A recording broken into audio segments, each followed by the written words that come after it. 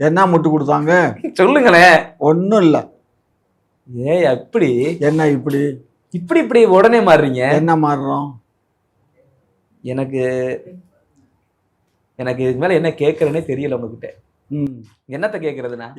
நீ கேட்காத. கேட்கல. நாக்கு பிடிங்கோ. சைகையில கேட்கவா? சைகையில கேட்கவா? தாச்சும் சைகையில கேளு. நல்லா கேட்டுருவேன் டக்கு டக்குன்னு. கேளு. ஏன்னா பேசுறத விட அது ஈஸி. ஆமா, ஏன்னா நீ ஏன்னா அதான் இந்த இப்படி இப்படி காட்டுறது. அந்த என்னது திரும்ப சொல்லுங்க. ஆமா, இது இடையில சொன்னீங்களே அப்படிதான். அதுக்கு முன்னாடி சொன்னீங்களே என்ன? ஆமா ஐயா, குசும்பு அதிகமாயிருச்சு. ஆமா, அதாவது உங்களை மாதிரிதான். இப்ப விஜய் வந்து ஆளுங்கட்சியா இருக்காரு, தோத்துட்டாருன்னா எதிர்கட்சியா கூட உட்காருவாரு. அடுத்தது திரும்ப ஆளுங்கட்சியா வருவாரு. அதே மாதிரி உதயநிதி ஆளுங்கட்சியா இருந்தாரு, எதிர்கட்சி. ஆனா உங்களுக்கு மட்டும் யார் ஆட்சிக்கு வந்தாலும் நீ ஆளுங்கட்சி பக்கம் போயிடுறது, சேஃபா உட்கார்ந்துடுறது இல்ல? ஆமா. என்ன? ஆமா, வெக்கமா இல்லது? வெக்கம். ஏன்டா அரசியல் எதிராக அரசியல் இருக்கவனுக்கு வெக்கம், மானம், ரோசம் இதெல்லாம் இருந்தா அவன் எதுக்கு அரசியல்